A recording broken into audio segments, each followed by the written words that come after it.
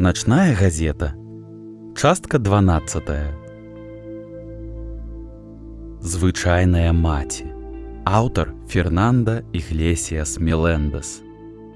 Цягам некалькіх дзён я шукаў у газетах і на інтэрнэт-форумах, шукаў нешта незвычайнае, дзіўнае, што магло быць выклікана толькі газетай. І я знайшоў некалькі такіх рэчаў. З'явіліся паведамленні пра ліхтар, які рухаецца і нават можа з'яўляцца ўнутры памяшканняў. Хтосьці паведаміў пра дзіўную жанчыну, чыя галава была павёрнута назад. Хтосьці нядаўна пісаў пра чалавека без скуры, які блукаў па іх раёне. У кожным з гэтых паведамленняў згадывалася чорная газета. Я адправіў аўтарам кожнага допісу паведамлення, уключыўшы кароткае апісанне свайго досведу і прапанаваў сваю дапамогу. Цяпер мне застаецца толькі чакаць і чытаць. А вось наступны запіс майго бацькі. Пасля таго, як мы атрымалі начную газету з артыкулам «Юньюз», мы з маці вырашылі наступнай ноччу, незадоўга да апоўначы, сесці каля ўваходных дзвярэй. Поўнач мінула, але стуку ў дзвер так і не было. Гэта працягвалася некалькі начэй. Кожны раз мы з маці чакалі, пакуль ты пойдзеш спаць, і потым крочылі міма твайго пакоя. Тады мы накіроўваліся ў гасціную, ставілі кававарку і сядзелі перад уваходнымі дзвярыма, пакуль маглі трымаць вочы адкрытымі. Праз некалькі дзён мы адчулі сябе ў бяспецы і вырашылі зноў спаць у сваім пакоі. Можа, начная газета забылася пра нас? Можа, тыя копіі, што мы атрымалі, былі адзінымі? Мы памыляліся. Адной ноччу, калі мы ўжо збіраліся класціся ў ложак, стук з'явіўся зноў. І зноў апоўначы. Я памятаю адбітак шоку на яе твары, яе шырока адкрыты рот поўны пены, калі яна паспрабавала нешта сказаць. Тады яна выплюнула пасту і кінула зубную шчотку ў ракавіну. «Яна вярнулася», — сказаў я. «Тыдзень пасля першага», — сказала яна. «Яно па графіку. Гэта адбываецца не кожную ноч». Ну, мы гэта не прачытаем, гэта дакладна. Мы не можам проста пакінуць гэта там. Хто-небудзь знойдзе. Я насупіўся. Яна мела рацыю. «Я выкіну гэтую дрэнь», — сказаў я, тупаючы ўніз па лесвіцы. Твая маці бегла за мной, спрачаючыся на кожным кроку. Яна лічыла, што выкінуць ці знішчыць газету было безадказна. Што, калі гэта доказ? Што, калі там было нешта, што магло б сказаць нам, хто яе піша? Тыя ж аргументы, што і ў мінулы раз. Яна ведала, што ўсё паўтараецца, але здавалася, што з газетай усё так і ёсць, усё паўтараецца як рытуал. Ты спрачаешся, думаеш пра тое, каб выкінуць яе, але ў рэшце рэшт заўсёды яе чытаеш. Але не ў гэты раз. Гэтым разам я збіраўся кінуць яе ў ліўнёвую каналізацыю. Я зірнуў дзвярное вока. Нічога, нікога, толькі я адчыніў уваходныя дзверы і выйшаў. Там, на нашым новым прывітальным дыванку, ляжаў скручаны ў рулон чорны папяровы згортак. Я нахіліўся, пацягнуўся да газеты і схапіў яе. Прынамсі, так мне здалося. Мая рука сціснулася, але ў ёй нічога не было. Твая маці стаяла за мной у дзвярным праёме. Яна спрабавала сказаць мне не выкідаць газету, але словы зніклі ў яе горле, таму што яна бачыла тое ж, што і я. Я зноў пацягнуўся да газеты. Гэтым разам павольна. Я хацеў пераканацца, я хацеў убачыць, як гэта адбываецца. Мае пальцы сутыкнуліся з чорнай паперай і працягнулі рухацца праз газету, быццам там нічога не было. «Чорт возьми», — сказала твая маці. Яна ніколі не лаялася. «Чорт возьми», — сказаў я таксама. «Дай мне паспрабаваць». Я падняўся і адышоў у бок. Твая маці нахілілася, сціснула пальцы вакол газеты і падняла яе. Яна трымала яе, быццам з газеты нічога дзіўнага не адбывалася.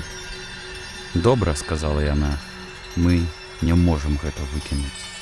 «Добра», — сказаў я, — «але мы яе не будзем чытаць, мы замкнем яе ў шафу». Яна кіўнула.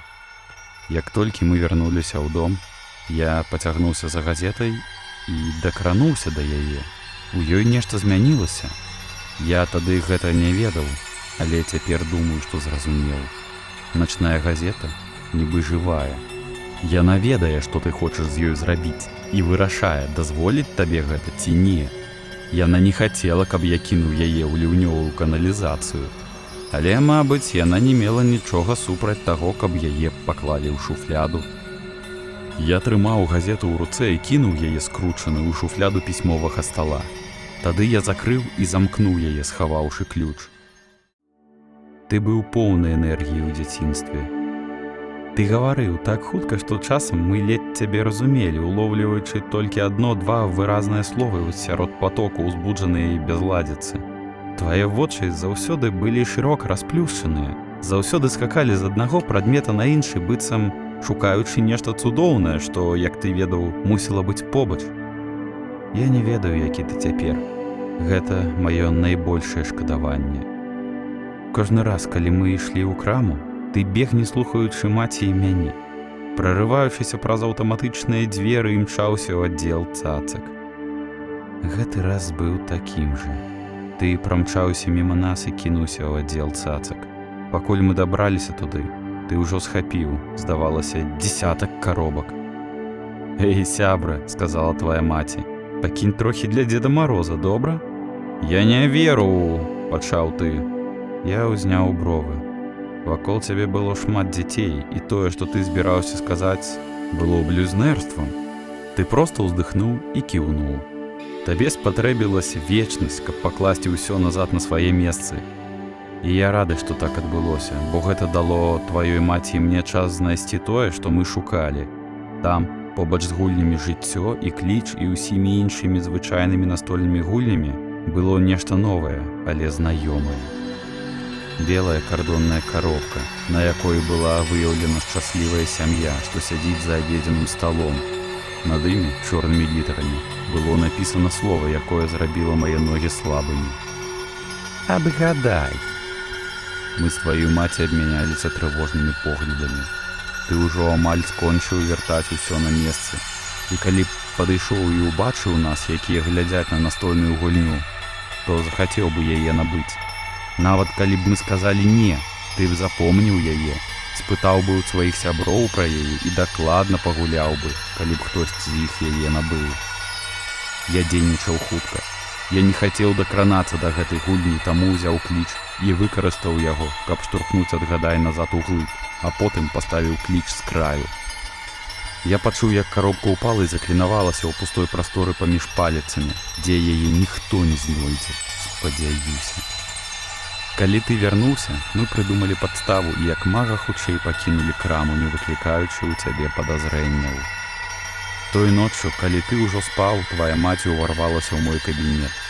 Ёй не трэба было нічога казаць, я ўжо ведаў, што яна збіралася зрабіць. «Пачакай хвіліну», — пачаў я. Яна перапыніла мяне. «Мы гэта прачытаем».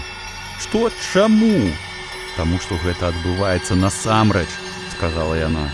«Тое, што напісана ў артыкулах, сапраўды адбываецца. Мы павінны гэта прачытаць. Мы павінны папярэдзіць людзей, што будзе далей». «Мы ўжо ведаем, што будзе далей», — сказаў я.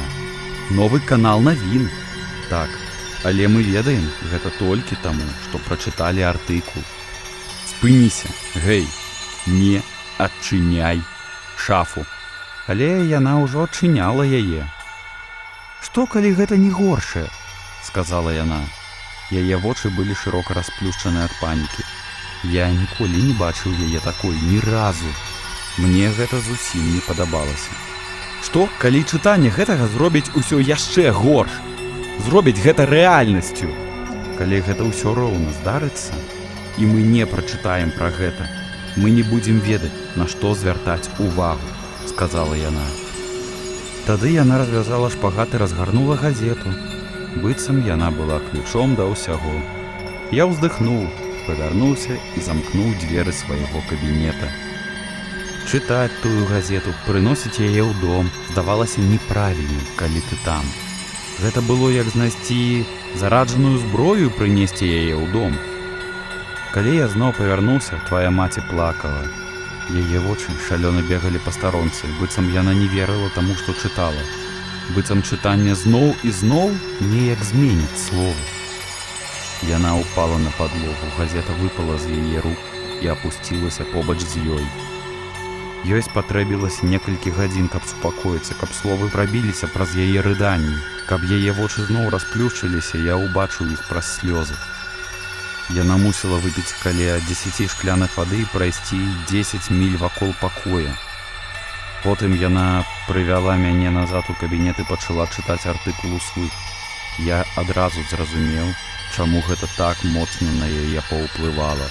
Я адразу адчуў страшэнны жах, як і яна, таму што гэта было пра нас. Вось што яна прачытала. Звычайная маці забівае сям'ю і скончыць жыццё самагубствам. Гэта было абсалютна жорстка, сказаў афіцэр, дадзеныя выдалены з паліцэйскага дэпартаменту. Там усюды была кроў. Хто мог зрабіць гэта з дзіцём, са сваім уласным дзіцём? Сапраўды, афіцэр быў не адзін.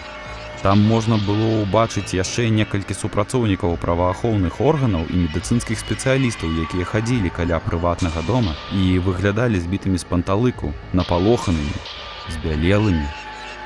Яшчэ учора дом, дадзеныя выдалены, быў ідэальным узорам прыгараднага жыцця. Цяпер ён абцягнуты жоўтай паліцэйскай стужкай, аточаны паўтузінам паліцэйскіх і судмедыцынскіх машын і напоўнены людзьмі ў форме. Я проста не разумею, сказаў сусед, дадзеныя выдалены. Яны кажуць, што дадзеныя выдалены забіла свайго мужа і іх сына, гэта не мае сэнсу. Дадзеныя выдалены, які жыве насупраць дома, дадзеныя выдалены, меў падобную рэакцыю. У нас ніколі нічога не здаралася падобнага ў гэтым раёне, ніколі. Мы прыстойныя людзі, якія проста хочуць бяспечнага месца для выхавання сваіх сем'яў. Гэта ганьба. Сапраўды, большасць людзей, якія ведалі сям'ю, дадзеныя выдалены, мелі падобныя рэакцыі. Яны здаваліся прыемнымі, звычайнымі, як ідэальная сям'я, не было ніякіх прыкмет. Такое час ад часу здараецца, сказаў начальнік, дадзеныя выдалены паліцэйскага дэпартаменту. Людзі проста ламаюцца і забіваюць усю сваю сям'ю. На жаль, хоць і рэдка, але такое бывае. Пасля жахлівага злачынства шакаваная супольнасць уже спрабуе рухацца далей. Старэйшыя дзеці ўжо гавораць пра гэта, таму мы спрабуем пагаварыць з малодшымі раней за іх, кажа дадзеныя выдалены іншы сусед. Але як гэта растлумачыць? Як растлумачыць, што яна зрабіла са сваім уласным сынам і мужам? Мы думаем сказаць, што ў яе была наркатычная залежнасць ці нешта падобнае. Можа, так будзе прасцей дзецям зразумець. Большасць людзей у раёне выглядалі збітымі з панталыку ў той лёсавызначальны дзень. Яны стаялі на сваіх пад'язных дарожках і дварах, часта ў адных піжамах, назіраючы, як паліцыя выносіць цела ў мешках на насілках, закрываючы вочы сваім дзецям. Мы спадзяемся, што яны знойдуць спосаб зразумець, што здарылася, і змогуць вярнуць сябе хаця б нейкае падабенства нармальнасці. Твая маці зноў пачала плакаць пасля таго, як прачытала гэта ўслых. Я хацеў бы прачытаць гэта сам, каб зберагчы яе ад паўторнага чытання, ад паўторнага перажывання гэтых жахлівых слоў. Я скінуў газету і ўсё астатняе ў сметніцу і выйшаў на тратуар. Калі газета ведала, што я збіраюся зрабіць, яна не спрабавала спыніць мяне. Мы ўжо прачыталі яе. Шкода ўжо была нанесена. Я кінуў мешок у ліўнёвую каналізацыю на канцы нашай вуліцы. Я ведаў, што кідаць нешта ў каналізацыю такім чынам шкодна. І мне няёмка было гэта рабіць. Але я адкінуў іншыя варыянты, такі як пакласці газету ў звычайны бак для смецця. Яна ўжо прынесла дастаткова шкоды. І горшае было яшчэ наперадзе.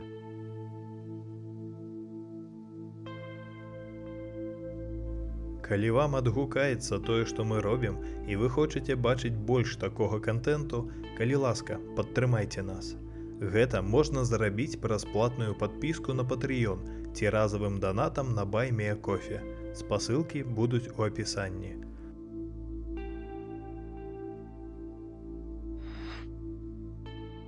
Подписывайтесь, ставьте подобайки, покидайте свои комментарии.